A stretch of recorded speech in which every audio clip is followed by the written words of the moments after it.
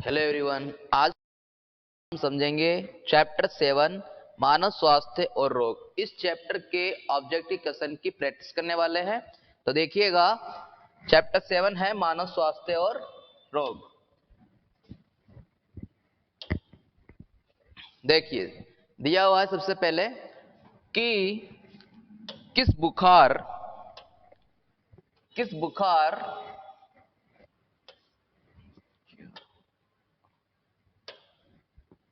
बुखार की पुष्टि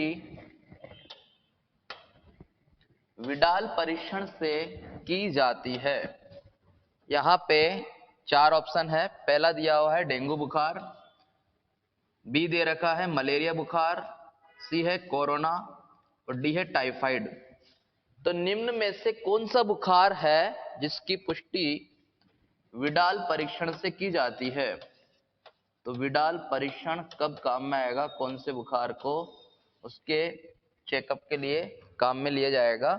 तो देखिए, डेंगू के लिए नहीं होगा, मलेरिया के लिए तो नहीं होता है, कोरोना इसके लिए भी नहीं है, टाइफाइड जो बुखार होता है इसके लिए जो विडाल परीक्षण काम में लिया जाता है। टाइफाइड को बोलते हैं मियादी बुखार।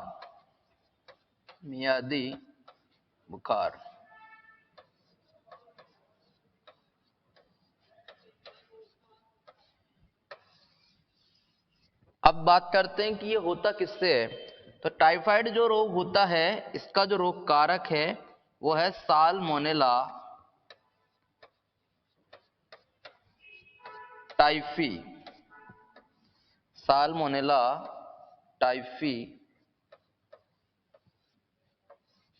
या साल्मोनेला पेराटाइफी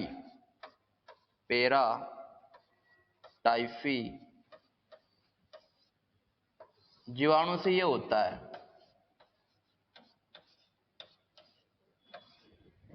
तो एक प्रकार का ये बुखार है जो साल्मोनेला टाइफी या पेराटाइफी जीवाणु से होने वाला बुखार है। ठीक है, इस रोग की जांच होती है विडाल परीक्षण के द्वारा। बात करते हैं अगले क्वेश्चन की कि निम्न में से का रोग कारक है। अमीबिया पेचिस यानी कि जो दस्त है, अतिसार, इसका रोग कारक क्या है? ऑप्शन ए जीवाणु, ऑप्शन बी कृमि, ऑप्शन सी कवक, ऑप्शन डी प्रोटोजोआ। तो देखिए, अमीबिया पेचिस जो होता है वो होता है एंट अमीबा हिस्टोलिटिका।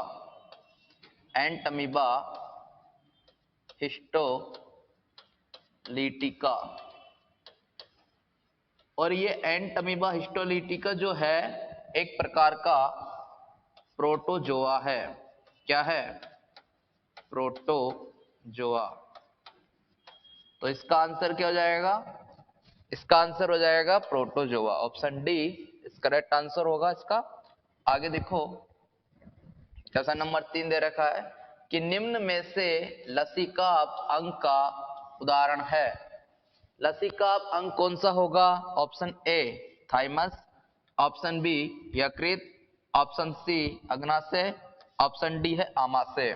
तो देखो, थाइमस जो होता है, थाइमस ग्रंथि, ये एक प्रकार का लसीकाप लिम्फोइड ऑर्गन होती है। ठीक है, तो आंसर क्या जाएगा? Option A. बात करते हैं अगले क्वेश्चन की। दिया हुआ है अगला क्वेश्चन, हाथी पांव रोग का रोग कारक है। हाथी पांव रोग का रोग कारक पूछा है। अब हाथी पांव को देखो, फील पांव भी कहते हैं, है ना, फील पांव।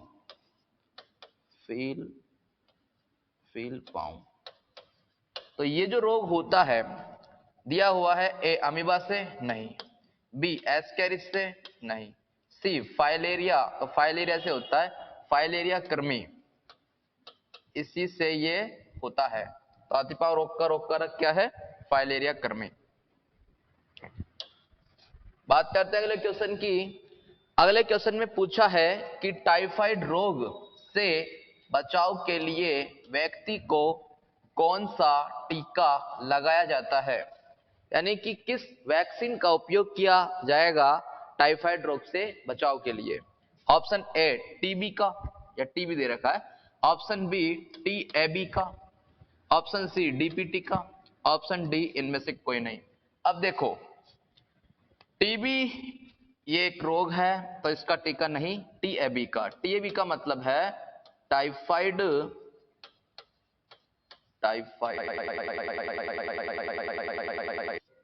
एंड बी, ठीक है। डीपीटी का मतलब होता है डिफ्थीरिया, डिफ्थीरिया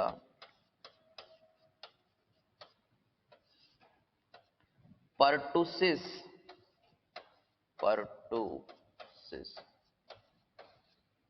और टी से हो जाएगा टिटनस, टिटनस या टिटेनस, टिटनस। देखो टाइफाइड में तो होता है भाई टीएबी का, है ना, टाइफाइड एंड तथा बी। लेकिन डीपीटी का मतलब है डिफ्थीरिया पर्टुसिस टिटनस। डिफ्थीरिया को हिंदी में बोलते हैं कंठ रोहिणी, गले का संक्रमण, कंठ रोहिणी। गले के संक्रमण में पर्टुसिस यानी कि काली खांसी, काली खांसी, और T4 हो जाएगा टिटनस। तो इन तीनों के इलाज में डीपीटी का टीका लगाया जाता है ना, जबकि टाइफाइड रोग से बचाव के लिए टीएबी का टीका लगाया जाता है। ठीक है, बात करते हैं अब अगले क्वेश्चन की। अगले क्वेश्चन दिया हुआ है कि निम्न में से कौन सा परीक्षण एंटीजन एंटीबॉडी क्रिया के सिद्धांत पर आधारित है। एंटीजन एंटीबॉडी क्रिया, एंटीजन एंटीबॉडी क्रिया यानी कि इस क्रिया के सिद्धांत पर आधारित है कौन सा परीक्षण। तो देखो एलिसा परीक्षण, बी विडाल परीक्षण, सी पीसीआर परीक्षण, डी एंटीजन एंटीबॉडी क्रिया परस्पर क्रिया के आधार पर जो आधारित है वो है एलिसा परीक्षण। एलिसा परीक्षण में एंटीजन एंटीबॉडी की परस्पर क्रिया होती है। आगे देखिएगा, अगला क्वेश्चन है निम्न कौन सा है, यानी कि कौन सा अवरोध है जो सहज प्रतिरक्षा का है। ऑप्शन ए दे रखा है शारीरिक अवरोध, हाँ ये भी हो,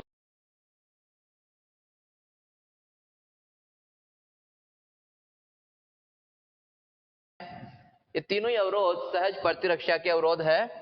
तो उत्तर इसका होगा उपरोक्त सभी।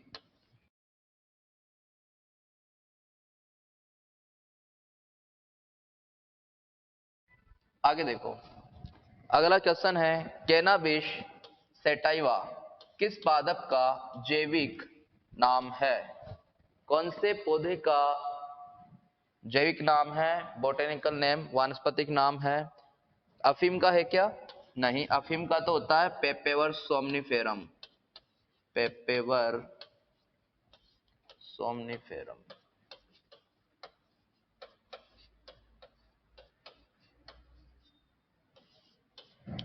धतूरा का होता है डटूरा, स्ट्रोमोनियम, स्ट्रोमोनियम।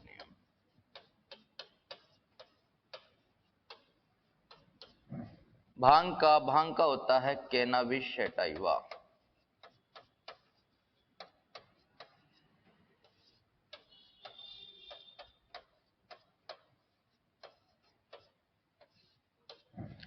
कोक एरिथ्रोजाइलम,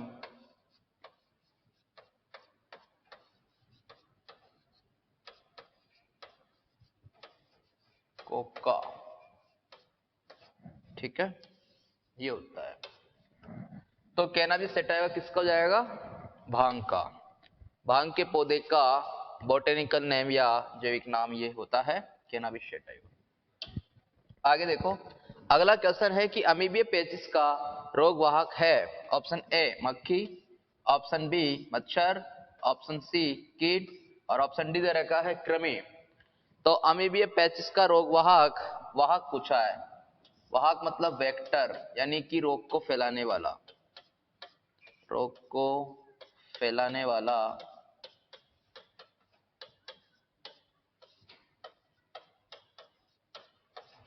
वाहक, वाहक पूछा है, ठीक है। रोग वाहक पूछा है, रोग कारक नहीं पूछा। तो रोग वाहक है यहाँ पे मक्खी या घरेलू मक्खी, ठीक है, अमीबे पेचिस को फैलाती है। आगे देखो, अगला क्वेश्चन है फील पाँव रोग का रोग वाहक है, वाहक वेक्टर पूछा है ना। ऑप्शन ए दे रखा है मादा एनाफिलीज, ऑप्शन बी मादा क्यूलेक्स, ऑप्शन सी मादा एडिज और ऑप्शन डी इनमें से कोई नहीं।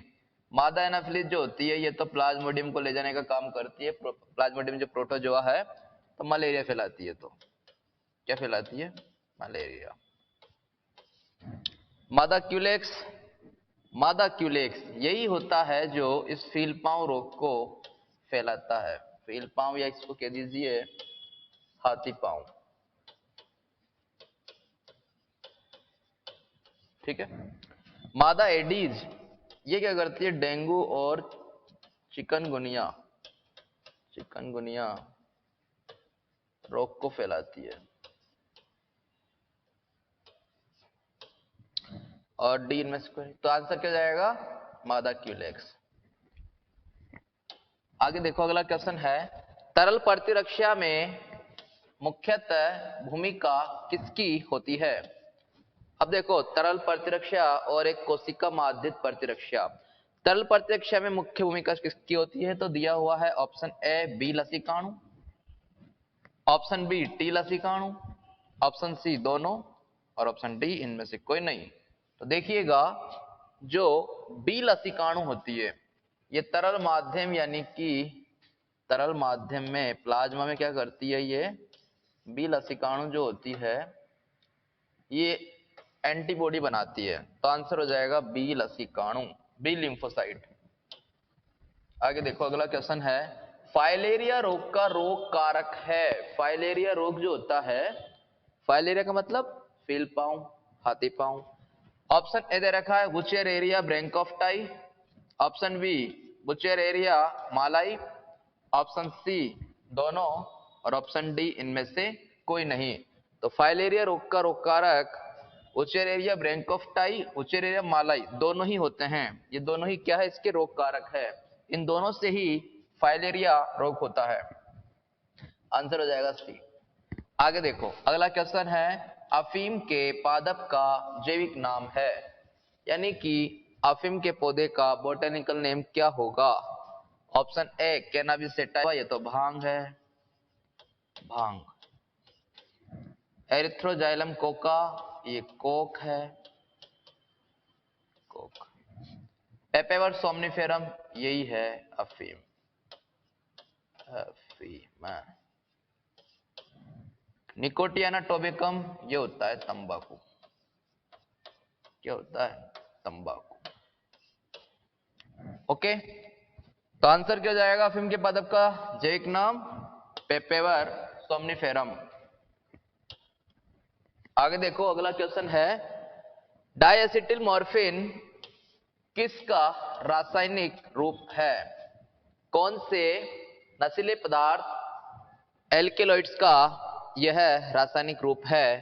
ऑप्शन ए ओपियोइड्स का, ऑप्शन बी कैनाबिनॉइड का, ऑप्शन सी कोका एल्केलॉइड का, ऑप्शन डी इनमें से कोई नहीं। तो डायएसिटिल मॉर्फिन इसी को बोलते हैं स्मैक या हेरोइन, हेरोइन, स्मैक या हेरोइन। तो इसका रासायनिक रूप क्या हो जाएगा? ओपियोइड्स, ओपियोइड्स भी बोला जाता है स्मैक या हेरोइन, ठीक है। ऑप्शन ए इसका सही उत्तर होगा। आगे देखो, किसकी अधिक मात्रा से विभ्रम हेलुसिनेशन उत्पन्न होता है? किसकी अधिक मात्रा से विभ्रम उत्पन्न होगा? ऑप्शन ए ओपियोइड ड्रग से, ऑप्शन बी कैनाबिनॉइड ड्रग से, option C coca alkaloid drug से और ऑप्शन डी इनमें से कोई नहीं। तो इसका आंसर होगा कोका एल्केलॉइड ड्रग्स। इसको ज्यादा मात्रा में सेवन करने से इससे होता है विभ्रम। तो ऑप्शन सी इसका सही उत्तर होगा। आगे देखो, अगला क्वेश्चन है दुर्दम अर्बुद या मैलिग्नेंट ट्यूमर में द्वितीयक ट्यूमर बनने की प्रक्रिया को क्या कहते हैं? Option A angiogenesis, option B metastasis, option C oogenesis और ऑप्शन डी इनमें से कोई नहीं।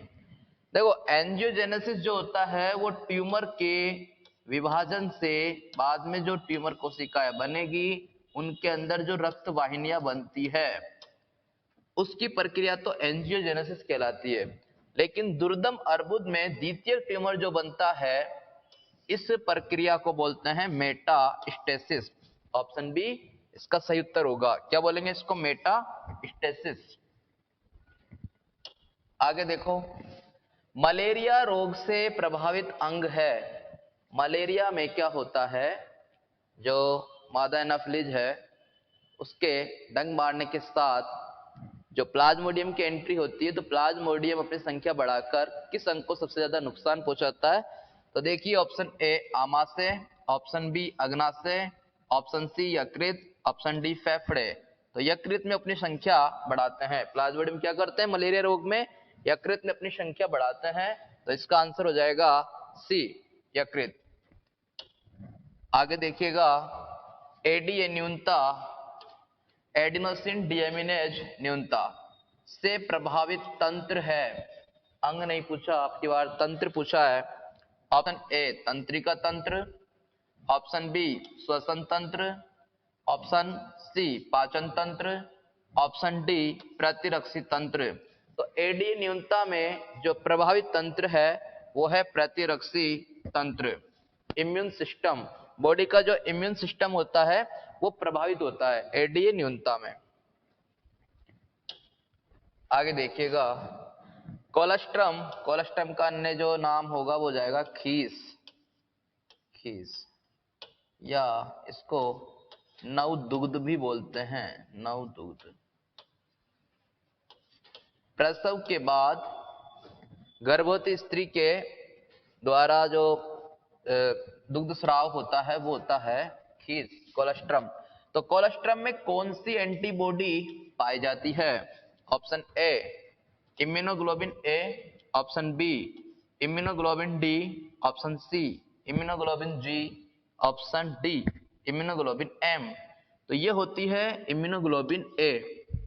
इम्यूनोग्लोबिन ए जो होती है वो इस खीस के द्वारा नवजात शिशु को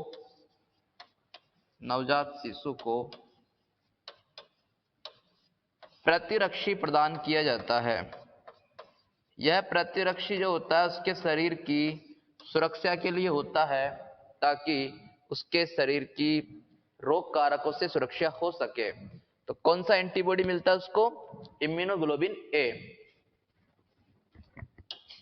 आगे देखो, अगला क्वेश्चन है कि रक्त परिसंचरण की खोज किसने की? किस वैज्ञानिक ने ब्लड सर्कुलेशन, रक्त परिसंचरण की खोज की थी? Option A Robert Brown, option B William Harvey, option C doctor Gottlieb, option D इनमें से कोई नहीं।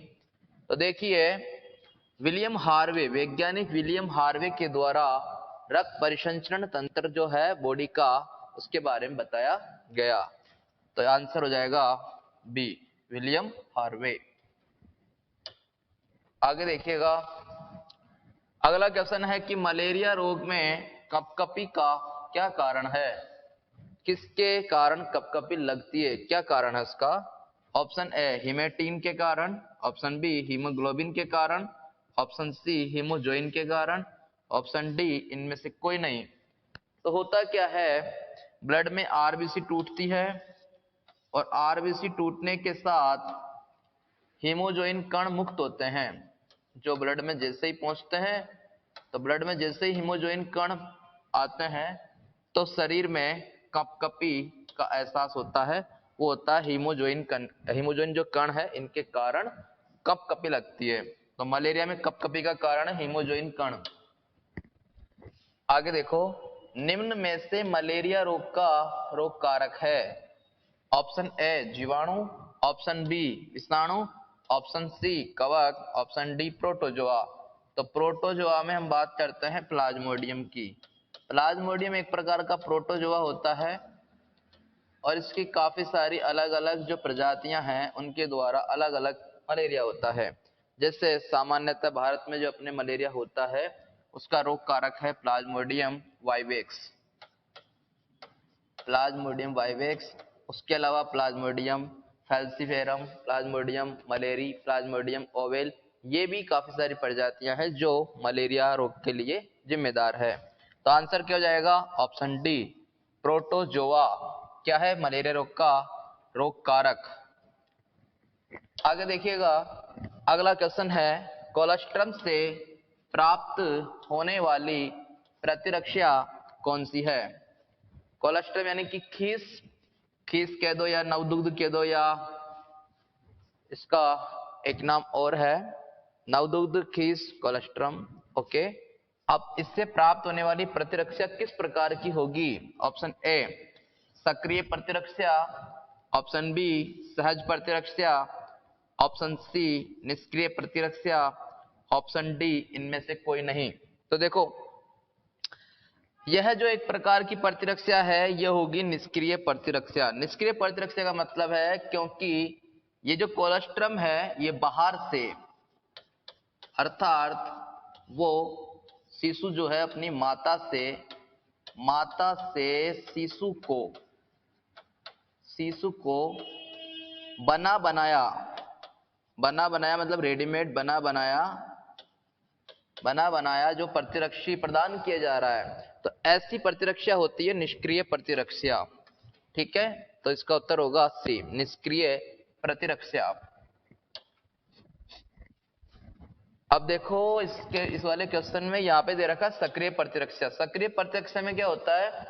सक्रिय प्रतिरक्षा इसमें जो शरीर में वैक्सीन के द्वारा सक्रिय यानी कि थोड़ी देर के लिए जो एक्टिव रहती है, सहज जो बॉडी के अंदर रोग कारक के प्रवेश करने के साथ तैयार होती है ना। और निष्क्रिय जो बना बनाया प्रतिरक्षी, तो ये क्या होगा? निष्क्रिय प्रतिरक्षी। आगे देखिएगा, निम्न में से कौन कैंसर के ट्यूमर को नष्ट करने में काम आता है? कैंसर के ट्यूमर को नष्ट करने के लिए कौन सा कारक है इसमें से जो काम आता है? ऑप्शन ए दे रखा है X interferon, option B Y interferon, option C Z interferon और ऑप्शन डी इनमें से कोई नहीं। तो यहां ट्यूमर को नष्ट करने में काम देगा वो है वाई इंटरफेरॉन। क्या हो जाएगा? Y interferon.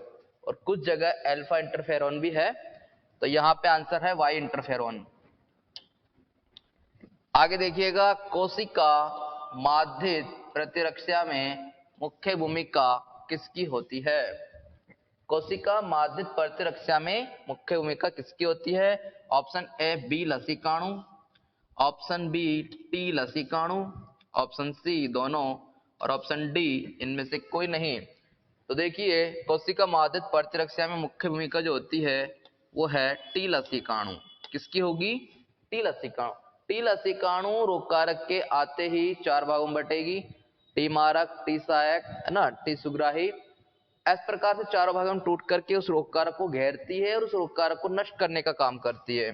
तो खुद कोशिका काम में आती है इस जगह, खुद टी लसीकाणु में जो कोशिकाएं होती है खुद को रोग कारक को नष्ट करती है, इसीलिए इसमें आंसर क्या होगा? टी लसीकाणु। जबकि इससे पहले एक क्वेश्चन और आया था, वहां पे ये था कि तरल प्रतिरक्षा में कौन सी एंटीबॉडी या कौन सा लसीकाणु काम में आता है? तो वहां पे होगा बी लसीकाणु। ठीक है, तरल प्रतिरक्षा में बी लसीकाणु और कोशिका माध्यित प्रतिरक्षा में टी लसीकाणु काम में आते हैं। आगे देखिएगा, अगला क्वेश्चन है दाद यानी कि रिंगवर्म रोग कारक है। दाद किससे होते हैं? ऑप्शन ए दे रखा है ट्राइकोफाइटोन, ये एक प्रकार का कवक है, एपिडर्मोफाइटोन ये भी कवक, माइक्रोस्पोरम ये भी कवक, और डी दे रखा है उपरोक्त सभी। तो दाद जो होता है वो ट्राइकोफाइटोन से भी होता है, एपिडर्मीफाइटोन से भी होता है, एपिडर्मोफाइटोन से, माइक्रोस्पोरम से भी होता है। तो आंसर हो जाएगा उपरोक्त सभी। ये सभी दाद रोग के लिए जिम्मेदार है, यानी इन सभी कवक से दाद होता है। आगे देखो, अगला क्वेश्चन है ऑन्कोजेनिक विषाणु कौन सा रोग उत्पन्न करते हैं? विषाणु के द्वारा रोग उत्पन्न हो रहा है। Option A AIDS, option B cancer, ऑप्शन सी जुकाम और ऑप्शन डी इनमें से कोई नहीं। तो देखो एड्स तो होता है HIV से, ह्यूमन इम्यूनो डेफिशिएंसी वायरस है ना, और एड्स होता है, एड्स के बाद कैंसर है, यही होता है ऑन्कोजेनिक विषाणु से होता है ये, ठीक। जुकाम होता है राइनो वायरस से, ठीक है, या इसका रोग कारक इन्फ्लुएंजा, काफी सारे अलग अलग रोग कारक होते हैं, जुकाम के तो बहुत सारे होते हैं। तो यहाँ पे ऑन्कोजेनिक विषाणु से कौन सा रोग होता है? इसका आंसर हो जाएगा कैंसर। तो जैविक कारक में जब हम पढ़ते हैं कि कैंसर का जैविक कारक क्या है, तो ऑन्कोजेनिक विषाणु। अब आगे देखो अगला क्वेश्चन, निम्न में से असंक्रामक रोग का उदाहरण है? एड्स तो फैलता है HIV के द्वारा। कैंसर यदि एक व्यक्ति में है, अब वो किस कारक से हुआ है? जैविक कारक से हुआ है, रासायनिक से हुआ है, भौतिक कारक से? जिस भी कारक से कैंसर हुआ है, एक रोगी व्यक्ति के अंदर ही वो रहेगा, उस रोगी व्यक्ति से दूसरे व्यक्ति में वो नहीं पहुंचने वाला। तो ये क्या है? ये असंक्रामक रोग है, असंक्रामक, ठीक है भाई। जुकाम राइनो वायरस से होता है और ये छींक के द्वारा वायु के साथ जो कण पहुंचते हैं तो ये फैल जाता है। दांत कवक से होता है, लेकिन यदि ये संपर्क में आते हैं रोगी के तो दांत भी क्या होता है? फैल जाता है।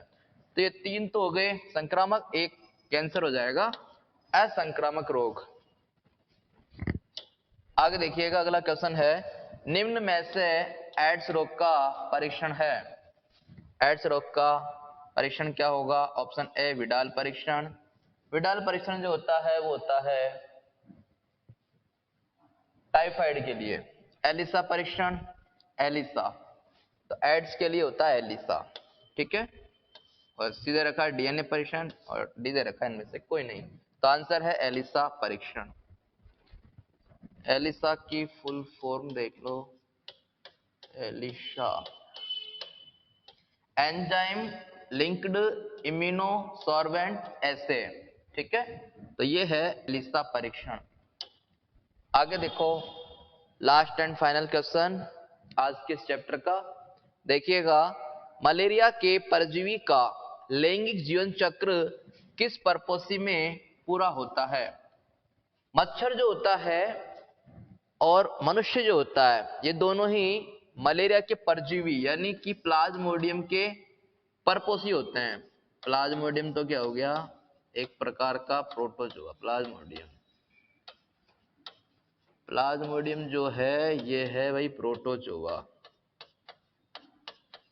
इस प्रोटोजोआ के 2 परपोषी है, एक मच्छर है और एक मनुष्य है।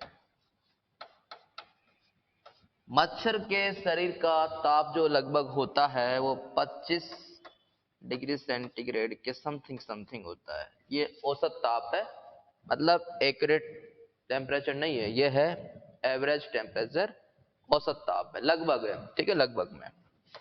ओके, मनुष्य का कितना होता है भाई? 37 डिग्री सेंटीग्रेड। अब यहां पर मच्छर के शरीर में प्लाज्मोडियम के जो नर और मादा अपने अपने जो युग्मक बनाएंगे, नर प्लाज्मोडियम नर युग्मक बनाएगा, मादा प्लाज्मोडियम मादा युग्मक बनाएगी। तो अधिक ताप पर यानी मनुष्य में इस प्लाज्मोडियम अर्थात परजीवी के युग्मक बनने के चांस नहीं होते हैं, क्योंकि तापमान ज्यादा होता है। तो ये अपनी युग्मक कहां बनाता है? मच्छर के शरीर में बनाता है, ठीक है, मच्छर के जो आमाशय होता है वहां बनाता है। तो ये पूछ रहा है कि लैंगिक जीवन चक्र किस परपोषी में पूरा होता है? तो ऑप्शन ए दे रखा है मच्छर, ऑप्शन बी मनुष्य, ऑप्शन सी अन्य और ऑप्शन डी इनमें से कोई नहीं। तो यहाँ पर मलेरिया का जो परजीवी है प्लाज्मोडियम, वो अपना लैंगिक जीवन चक्र पूरा करता है, तो करेगा मच्छर में, और मच्छर के अंदर भी मादा एनाफिलिस मच्छर में। ओके, ठीक है, तो आज के लिए इतना ही, मिलते हैं फिर किसी नेक्स्ट वीडियो में। तब तक के लिए थैंक यू।